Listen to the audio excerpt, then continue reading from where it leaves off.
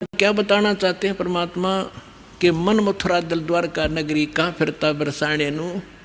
इस मन से और दिल साफ करके भक्ति कर सच्चे परमात्मा की सच्ची साधना कर कहाँ बरसाने में भटक रहा है।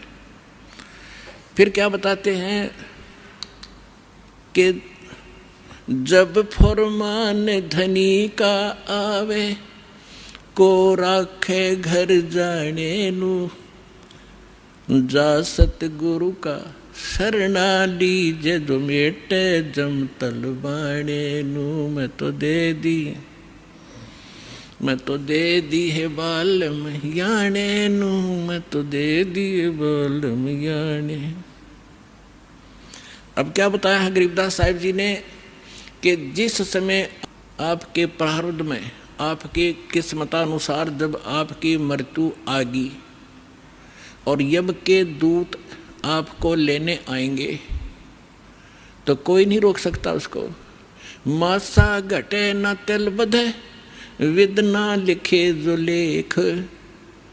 तो कैसे, अब यहाँ क्या बताना चाहते हैं कि यदि आपकी मृत्यु का समय आ गया और चाहे आप 30 वर्ष 40 वर्ष 50 वर्ष के हो, 10 वर्ष के हो, 2 वर्ष के हो, 4 वर्ष के हो, तो आपकी मृत्यु होगी ही होगी।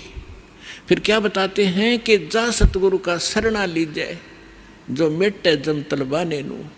तलबाना माने जैसे सम्मन आते हैं कोर्ट से और उस उच्च कोर्ट से या राष्ट्रपति से उसका सटे मिल जाता है तो वो सम्मन वापस हो जाते हैं।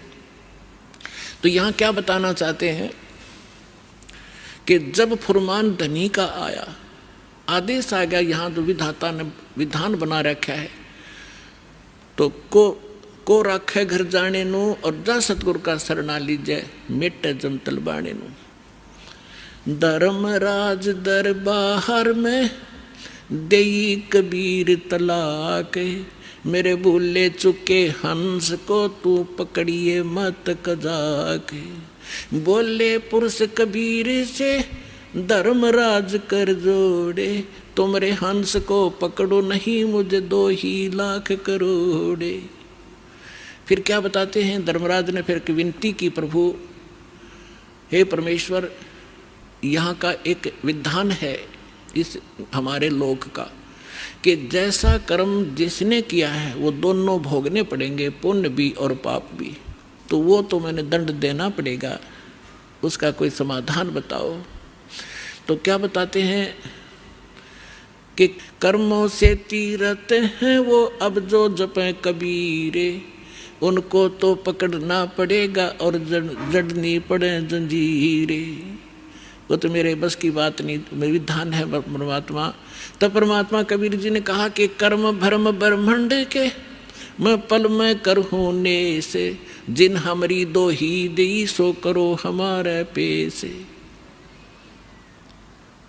कहते हैं ये कर्म भ्रम तुमने यहाँ इनको मिसगाइड करके बुरे ये जुल्म करवा रहे हो तुम। ये कर्म भ्रम ब्रह्मांड के मैं पल में कर दूँ नेस, इन पर कलम मार दूंगा, इनको ख़त्म कर दूंगा। और जिन्होंने मेरी दुहाई दी वो करो हमारे पेश, उसका अकाउंट भी मत लेना तू। तो ये ज्ञानदास सुनाता ही रहता है, परमात्मा की अमरवाणी है, कोई डूम बाट के गीत नहीं, उस सच्चे परमेश्वर का बताया हुआ सच्चा विधान है और ये ज्यों का त्यों है। परमात्मा ने कहा कि जो ये कह दे मेरे पास, तेरे पास आके मैं उस परमेश्वर कबीर जी का भक्त हूँ, उसका अकाउंट भी मत लेना।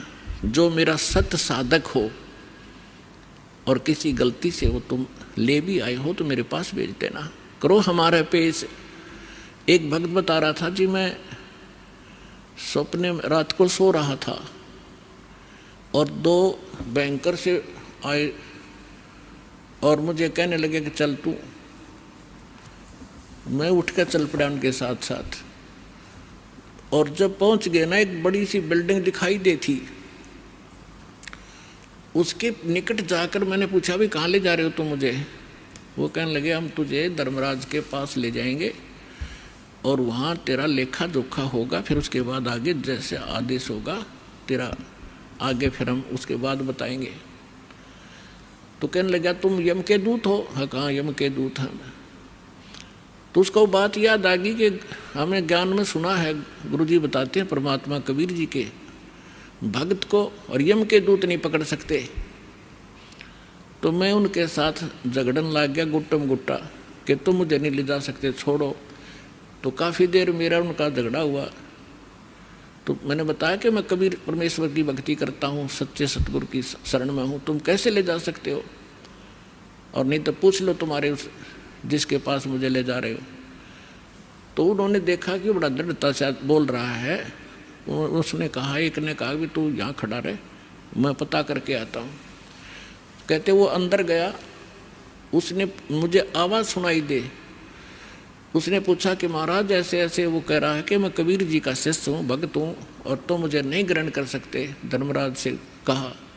धर्मराज ने अकाउंट देखा, वो दोबारा खोल कर देखा कि निकम्मे की तले आई इसने, इसको वापस छोड़ दो फटाफट, मुन्ने भी मरवाओगे तुम। तो तभी वापस आया और कहने लगा, अरे छोड़, इसने बला ने ऊपर तो पटक दिया मैं, और न्यू आऊँ जैसे गोते खाता हुआ, झटके लगता हुआ, और एकदम बॉडी में प्रवेश किया। और जब मैं उठा, पसीना पसीना हो रहा, मेरी जाग खुल गई, नींद खुल गई, और काफ़ी देर तक मेरा शरीर सुन रहा, मैं हिल डुल नहीं सका, हिल डुल नहीं पाया। यदि मुझे ऐसी स्थिति मेरे शरीर की ना होती तो मैं सपना मानता इसको।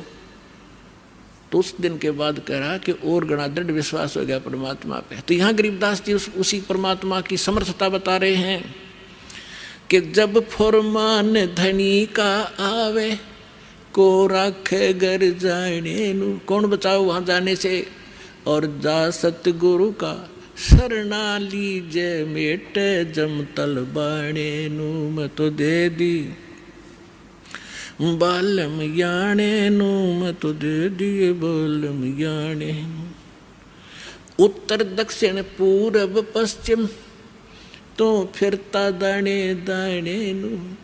इस समर्थ की शरण में आने से आपको इतनी बरकत देगा यू भगवान, थोड़े काम में घना सुख, घना फायदा होगा।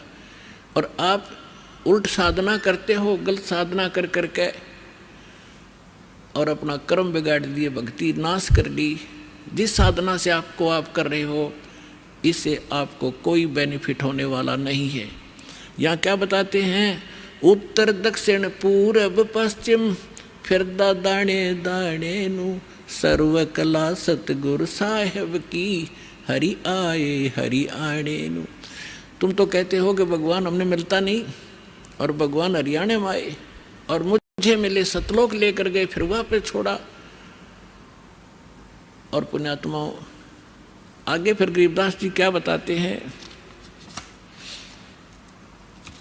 मत दे दी है बाल में बैरे नू, मैं तो दे दी है बाल में बैरे नू, मैं तो दे दी बैरे नू, मैं तो दे दी है बाल में बैरे नू। संसारी दी गल्लां चिने ना बूझे शब्द जो गहरे नू, संसारी दी गल्लां चिने नहीं बूझे शब्द जो गहरे नू। ये मुर्दों से ती प्रीत लगावे न जाने सतगुरु मेरे नू, मुर्दों से ती प्रीत लगावे न जाने सतगुरु मेरे नू, मैं तो दे दी है बालम बैरे नू, मैं तो दे दी है बालम बैरे नू। श्वेत छतर सिर मुकुट बिराजे देखत न उस चेहरे नू, श्वेत छतर सिर मुकुट विराजे देखत न उस चेहरे नू।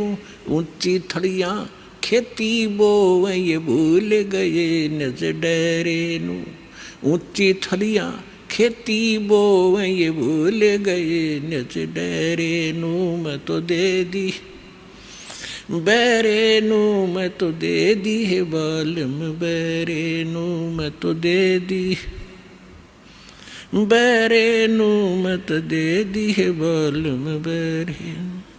ये संसार समझदा नहीं कहंदा श्याम दोपहरे नू, ये संसार समझदा नाही। कहंदा श्याम दोपहरे नू, गरीब दास ये वक्त जात है, रोओगे इस पैरे नू। गरीब दास ये वक्त जात है, रोओगे इस पैरे नू। मैं तो दे दी है बालम बैरे नू, मत दे दी है बालम बैरे नू। ऊंची थलियां खेती बोए, ये भूल गए हैं नज डेरे नू। ऊंची थलियां खेती बोए, ये भूल गए नज डेरे नू। गरीब दास ये वक्त जात है, रोओगे इस पैरे नू। गरीब दास ये वक्त जात है, रोओगे इस पैरे नू। मैं तो दे दी बैरे नू, मत दे दी है बालम बैरे। अब इसमें क्या बताना चाहा है परमात्मा के ज्ञान को गरीबदास साहिब जी ने, कि यदि आप किसी मित्र को, बहन भाई को, या कोई और निकट के संपर्क वाले को कुछ बताना चाहोगे इस ज्ञान के बारे में, वो कति सुनने को तैयार नहीं, क्योंकि मन है उसके अंदर प्रभावी है, हैवी है मन। और उसी व्यक्ति को कोई ये कह दे, कहाँ जाते हो भाई, कि मैं जाता हूँ अमरनाथ पे, और उसको ये कह दे कि केदारनाथ पर जाने से बहुत लाभ होता है, तो पूछेगा कब जाएगा, मुझे भी ले चलना। No objection. कोई सोमवार का व्रत रखता है तो उसको कोई ये कह दे कि शुक्रवार का व्रत बड़ा बेनिफिट देता है, अच्छा बता कैसे करना होता है, तुरंत मान जाएगा। तो यहाँ परमात्मा कहते हैं मैं तो दे दी बालम बैरे नू, और संसारी दी गल्ला चीने। आम आदमी कह दे वो मान ले, और ना बुझ जाए शब्द जो गहरे नू। इस गहरे ज्ञान को नहीं पूछना चाहता, ना समझना चाहता। तो क्या बताते हैं, संसारी दी गल्ला चिन्ह नहीं बुझे शब्द जो गहरे नू। ये मुर्दों से ती प्रीत लगावे, न जाने सतगुरु मेरे। अब जैसे प्रत्येक गांव में किसी तालाब के ऊपर या किसी अन्य स्थान पर कोई संत साधक मर गया, मृत्यु को प्राप्त हुआ, उसकी यादगार बना ली, वह माथा टेकन लग गए सारे, पूरा गांव का गांव। अनोखा हमारे तो दादा लाई पूजा है यार। अरे कोई विवेक तो लो। देखो जैसे ठीक है वो संत अच्छे होंगे जो आज तक पूजे हैं, लेकिन उस समय जो उस जीवित समय में उसके जैसा भी वो संत था, जैसी भी भक्ति साधना थी उसके पास, तो उससे उस समय लाभ तो मिल सकता था जब वो वर्तमान में था।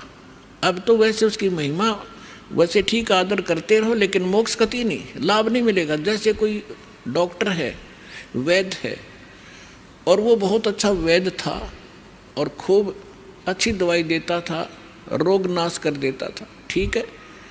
तो उस समय जो उसके संपर्क में आए तो उनका वो लाभ मिला। उसकी मृत्यु होगी, मृत्यु के बाद उसकी यादगार बना दी, और वहाँ फिर अब कोई जावे उस वैद्य से ये कहने कि वैद्य जी मेरा मलेरिया हो गया, दवाई बताइयो। वह वैद्य की मूर्ति वह दवा काम नहीं कर सकती जो ओरिजिनल जीवित कराया करता था। तो यह भूल मारा ईब तई लाग रही थी, अब मिटेगी। तो क्या कहते हैं, मुर्दों से ती प्रीत लगावे, ना बूझे शब्द जो गहरे नू। मुर्दों से ती प्रीत लगावे, ना जाने सतगुरु मेरे नू। मैं तो दे दी है बालम बैरे नू, मैं तो दे दी है बालम बैरे नू। फिर क्या बताते हैं, श्वेत छतर सिर मुकुट विराजे। निराकार निराकार का ढोल पीट रखा था। कहते उस सफेद अरस कुर्स पर सफेद गुमट है, जहाँ सतगुरु, जहाँ परमात्मा का डेरा, वहाँ एक बहुत बड़ा सुंदर महल है परमात्मा का, उस बहुत सुंदर गुमज टाइप है। उसके अंदर परमात्मा विराजमान है, सिंहासन के ऊपर सिर पे मुकुट है, और ऊपर श्वेत छत्र परमात्मा के तना हुआ है। श्वेत छत्र सिर मुकुट बिराजे, देखत ना उस चेहरे नू। श्वेत छत्र सिर मुकुट बिराजे, देखत ना उस चेहरे नू। ऊंची थलियां खेती बोवे, भूल गए निज डेरे नू। ऊंची थलियां खेती बोवे, भूल गए निज डेरे नू। अब क्या बताना चाहते हैं कि परमात्मा साकार है, मनुष्य सदृश्य है। सभी सदग्रंथों से दास ने प्रमाणित कर दिया आपके समक्ष। और जिन महापुरुषों ने भगवान मिले, सचखंड लेकर गए अपने निज स्थान पर, फिर उनको वापस छोड़ा, उन्होंने अपनी अमृतवाणी में एफिडेविट दे रखा है कौन है भगवान, कहाँ रहता है, कैसी सूरत है और क्या नाम है उसका। तो इन सभी प्रमाणों से आपको सिद्ध हो जाएगा कि कौन है भगवान और कैसी लीला करता है वो मालिक।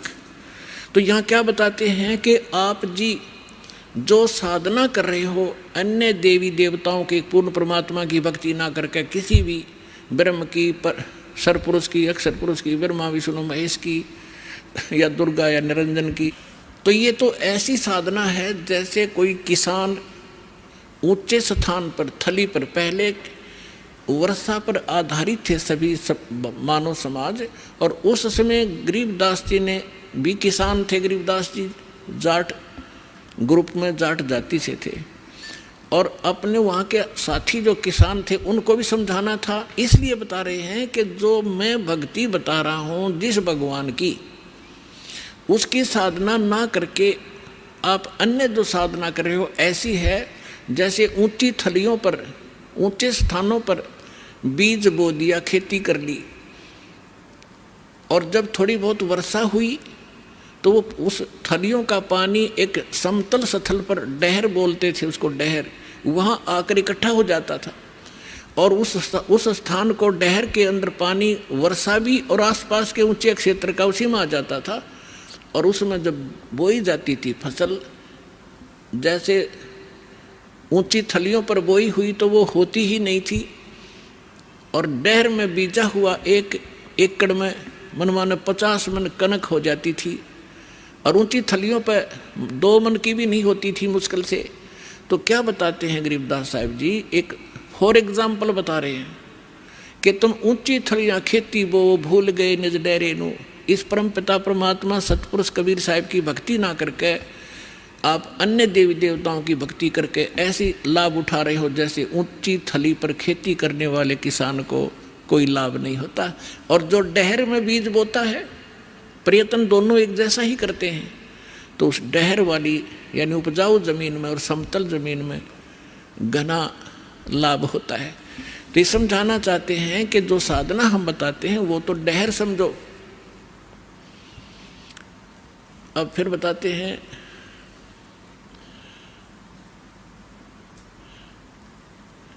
गोता मारूं स्वर्ग में, जा बैठूं पाताले, गरीबदास ढूंढता फेरूं अपने हीरे मोती लाल। चारों युग में मेरे संत पुकारे, और कूक कहा हम हेल रे, हीरे माणिक मोती बरसे, ये जग चुगता ढेल रे। अब परमात्मा कबीर जी से प्राप्त ज्ञान को कैसे विश्लेषण कर रहे हैं गरीबदास जी। कबीर साहब बता रहे हैं कि चारों युगों में मैं आया, अच्छी आत्माओं को मिला, उनको तत्व ज्ञान और यथार्थ स्थान से परिचित करवाया, सतभक्ति से परिचित कराया, और ये चारों युग में संत पुकारे और कूक कहा हम हेल रे, हीरे माणिक मोती बरसे, ये जग चुगता ढेल रे। हम तत्व ज्ञान और यथार्थ साधना रूपी हीरे मोती लालों को बखेर रहे हैं, और आप जी इस ज्ञान से परिचित न होने के कारण इन लाल और हीरे मोतियों को ग्रहण ना करके कंकर पत्थर, आन उपासना रूपी कंकर पत्थर इकट्ठे कर रहे हो, जो तुम्हें बाद में कोई लाभ नहीं देगी। उसी को यहां प्रमाणित कर रहे हैं।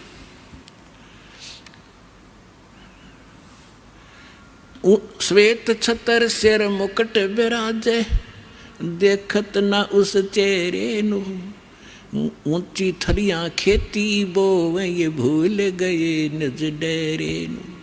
पर भी लेन जात है दुनिया, हमरा ज्ञान किन्हें ना सुनिया। अब यहाँ एक प्रश्न आया इसके अंदर कि संसारी दी गल्ला चिन्ह ना बुझे सबद जो गहरे नू। एक बहन आई, एक बहन ने हमारी दीक्षा ले ली थी। उस बहन की बहन जो है उसका पति शराब बहुत पीता था, और जिस बहन ने यहाँ दीक्षा ली थी उसका भी ऐसी सतीथी थी। उसके पति ने शराब छोड़ दी थी और नाम ले लिया, और एक बिल्कुल स्वर्ग के तुल्य घर हो रहा था। तो उसकी बहन का वहाँ आना हो गया, जो दीक्षा किसी और से ले रखी थी, किसी दूसरे पंथ से, और साथ में दूसरी साधना भी करती थी अपनी जो परंपरागत प्रचलित। उसका पति शराब पीता था, बहुत पीटता था, कभी गली में भी खड़ी कर देता है रात में शराब के नशे में। अब मैं बाहर खड़ी रहती हूँ, कुंडी लगा के भीतर पड़ के सो जाता, सवेरे उतरे शराब जब खुल है कुंडी ने। इतनी दुखी हूँ मैं। तो उस बहन ने कहा कि आप मेरे गुरुजी के पास चलो, वहाँ नाम ले लो और तेरा पति भी शराब छोड़ देगा। तो वह बहन अपनी बहन के साथ हमारे पास आ गई करोथा आश्रम में। जब थोड़ी सी संगत थी, हम ऐसे बाहर बैठे सारा बैठे रहते थे, सारे 10, 20, 50, 100 भक्त आते थे दिन में मुश्किल से 10, 20। तो मैंने पूछा बहन कहाँ से आई? तो उसने बता दिया मेरी सिस्टर है, और इसका पति बहुत शराब पीता है, और रोज़ पीता है, इसने बुरा हाल कर रखा है इसका, और नौकरी करता है, एक चवन्नी घर पर नहीं छोड़ता, सारी पी जाता है, बच्चे भी भूखे रहते हैं कई बार। तो मैंने कहा बहन फिर दीक्षा लेनी पड़ेगी आपने। भगवान फिर धीरे धीरे सद्बुद्धि देता है, परिवार के अंदर भगवान प्रवेश हो जाता है, और ये पितृभूत भी प्रवेश करके वहाँ उत्पात मचाते रहते हैं, फिर वो भाग जाते हैं, सद्बुद्धि आती है। तो मैंने पूछा आप क्या साधना करते हो? उसने बताया जी मैं ऐसे ऐसे धन धन सतगुरु अणा का नाम ले लिया, गुरु जी का ले रही हूँ 4-5 वर्ष से। तो हमने कहा बहन देखो चलो ठीक है, वहाँ जो तुमने नाम लिया, लेकिन अब यहाँ भक्ति, यहाँ नाम लोगे तो सब पिछली पूजा छोड़नी पड़ेंगी, ना बीड़ी पीनी, ना शराब, ना पीने के लिए सहयोग देना किसी को, और ना कोई व्रत रखना। मैं कहने लगा बहन बीड़ी क्यों पीती है तू? न बोली जी बीड़ी मैं पहले ना पिया करती, नाम लेने के बाद पीने लग गई। मगा कमाल की बात है, दीक्षा लेने पीछे पाछे छोड़ा करें कि बुराई ग्रहण थोड़ी करते हैं। तो उसने क्या बताया जी, जिस सत्संग में हमारे गांव में होता था सत्संग, हम वहाँ जाती थी तो वो सभी को बीड़ी वितरित करती थी प्रसाद के रूप में, एक प्लेट में डाल के, और साथ में एक माचिस और सींक रख देती थी, और न्यू क्या करती पीले पीले प्रसाद है होता है। मैं ना पिया करती पहले, पर उन्हें सिखा दी, पीने लगी, यह बीमारी और ला ली मैंने, तो इसको तो मैं छोड़ दूंगी। फिर उसने बताया कि मैं व्रत रखती हूँ। मैं कौन सा व्रत रखती है? कि शुक्रवार का। मैं बोला बेबे बहन ये सभी जो व्रत त्यागने पड़ेंगे जो भक्ति करना चाहती है।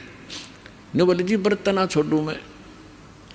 उसकी बहन कहने लगी जब तक तू कह रही थी मैं सारी बात मान लूँगी, अब तो व्रत पड़ेगी।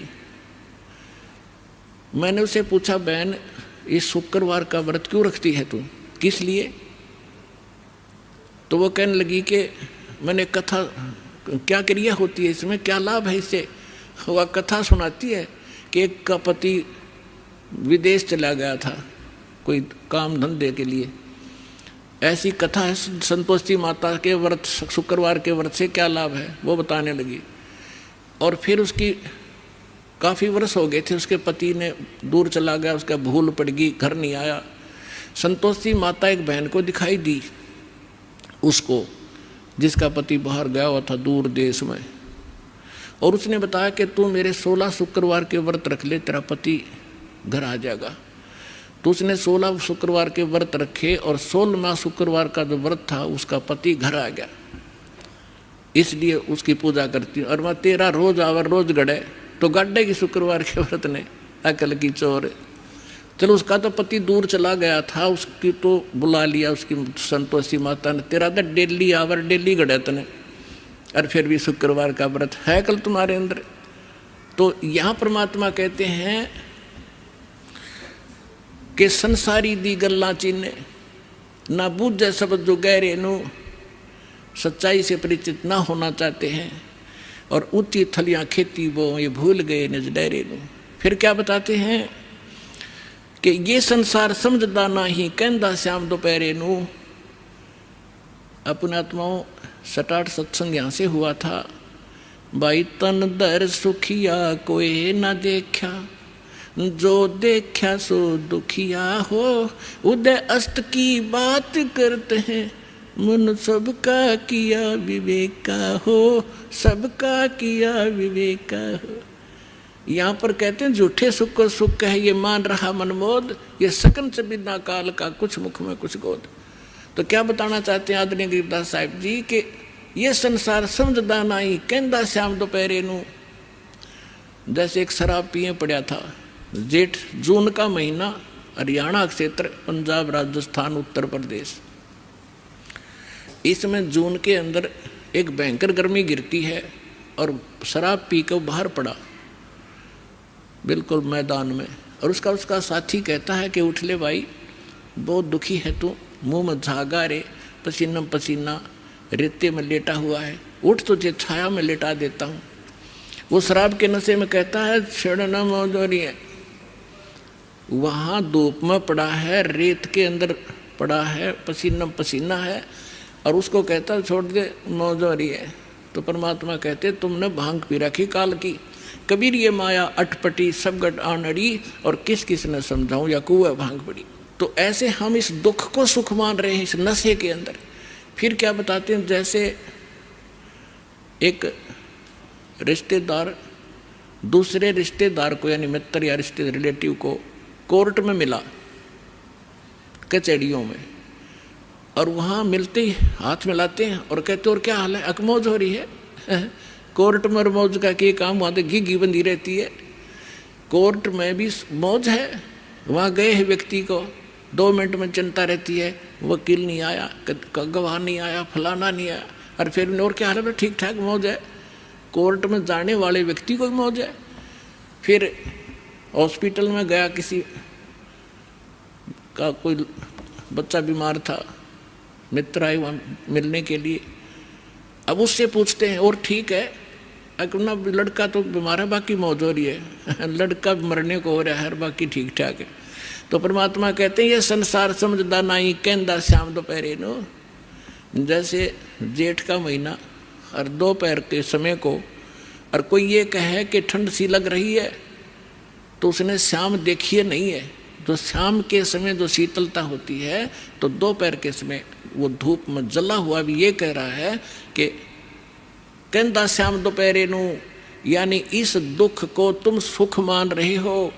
झूठे सुख को सुख कहे ये मान रहा मन मोद, ये सकल चबीना काल का कुछ मुख में कुछ गोदे। फिर क्या बताते हैं परमात्मा, भाई सुरपति दुखिया भूपति दुखिया, रंग दुखी बपरीती हो, कह कबीर और सब दुखिया, एक संत सुखी मन जीती हो, संत सुखी मन जीती हो। सुरपति देवताओं का राजा इंद्र भी दुखिया, और पूरी पृथ्वी का राजा भी दुखिया, और रंक तो स्वाभाविक दुखी, जो गरीब है वो तो दुखी है ही है। तो परमात्मा ने बताया है, कहे कबीर और सब दुखिया, एक संत सुखी मन जीती हो। यानी परमात्मा की शरण में जो प्राणी आ जाएगा, पूरे सतगुरु की शरण में आने से, उस सच्चे परमात्मा की भक्ति करने से, उसको एक तो ज्ञान ऐसा प्राप्त हो जाता है कि वो संसारिक इन आडंबरों से दूर हो जाता है। उसको ज्ञान ऐसा निर्मल मिल जाता है कि ऐसा निर्मल ज्ञान है ये निर्मल करे शरीर, और ज्ञान मंडलीक है भाई चकवे ज्ञान कबीर। तो उसको ज्ञान ऐसा मिल जाता है कि यहाँ तक पीछा छुड़वाएं पार पड़ेगी, ना कोठी की घनी हो सकता, ना बंगले की, ना ज़्यादा यहाँ अटपट चले नहीं, क्योंकि हमारे परमात्मा सारी ब्रह्मांड के पालक, सबके रचनहार एक झोंपड़ी में टाइम पास करा करते और हाथ से कपड़ा बुनकर निर्वाह करके दिखाया करते थे, जो सबका पालन करने वाले। नहीं तो वो एक वचन से एक बहुत बड़ा महल बना सकते थे, उन्होंने ईंट सीमेंट डालने की जरूरत नहीं थी। वो हमें ये बताना चाहते थे, इस गंदे लोक से निकलना चाहते हो तो यहाँ की बकवाद छोड़नी पड़ेगी, केवल यहाँ से जन्म और मृत्यु का छुटकारा चाहिए आपको, तो ये भक्ति कर लीजिए। गीता अध्याय नंबर 7 के श्लोक नंबर 29 में कहा है, गीता ज्ञान दाता कहता है कि जो मेरे ज्ञान को आश्रय कर लेता है और तत्वदर्शी संत की जो खोज कर लेता है, और वो व्यक्ति जो केवल जरा और मरण से छूटने का प्रयत्न कर रहे हैं, वो उस तत्व से परिचित हो चुके हैं और सारे दातम ज्ञान से परिचित हैं और वो सब कर्मों से परिचित है। वही प्राणी जरा और मन से छूटने का प्रयत्न करते हैं, इस संसार के किसी सुख की वो कामना नहीं करते। तो यहाँ इस आने से आपको ये ज्ञान हो जाएगा और फिर ये समर्थ है। आपको जिस चीज़ की आवश्यकता होगी, बकवाद नहीं सुनेगा आपकी। आपको आवश्यकता होगी तो आपको तुरंत दे देगा, ला कहते हैं कुछ भी कारण बनाओ। तो इसलिए यहाँ परमात्मा कहते हैं, कहे कबीर और सब दुखिया, एक संत सुखी मन जीती हो।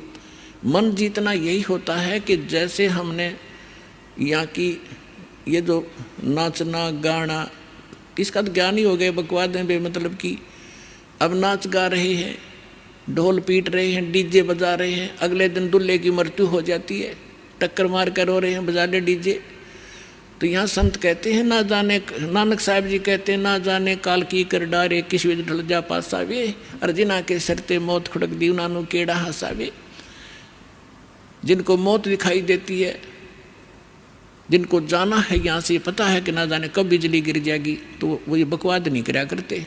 अब कोई भयंकर रोगी है और उसको पता है कि कैंसर हो गई है और कुछ दिनों का मेहमान है, उसको वो सुनियो डीजे और करके दिखाओ बकवाद, उसको तो उंगलियां पर दिन गिनने पड़ते हैं कब मौत होगी, कितने दिन का जीवन है।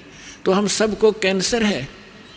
परमात्मा कहते हैं कि जग सारा रोगी आरे, जिन सतगुरु वैद न जाना, जग सारा रोगी आरे। जन्म मरण का रोग लगा या तृष्णा बढ़ी खांसी, और आवागमन की डोर गले में पड़ी काल की फांसी। तो हमने ये काल की फांसी दिखाई देनी चाहिए, और यहाँ से जब निकलने की जब श्रद्धा बनाएंगे तो हमारा मन जीता जाएगा, तब मन जीता जाएगा। इस ज्ञान से हम उल्टे हटेंगे और फिर परमात्मा साथ रहेगा। कहते हैं कल्पे कारण कौन है, कर सेवा निकाम, सेवा माने पूजा, और मन इच्छा फल दूंगा जब पड़े मेरे ते काम। तो इस प्रकार इस सत साधना करने से आपका भी मोक्ष, आपके बच्चों का भी मोक्ष। और कबीर साहब ने ये वो समय वो है जो वचन पहले कहा था कि भक्ति बीज होगा जो हंसा, और तारों तास के इकोत्र वंशा। अब हजारों वर्षों तक ये सत साधना चलेगी, पूरे विश्व में ये ज्ञान फैलेगा। या कोई सुखी नहीं है, चाहे कितना बड़ा अपने आप को प्रधानमंत्री मान रहा है, चाहे कितना वैभवशाली समझता है, उसने सपने में सुख नहीं है आज के युग में।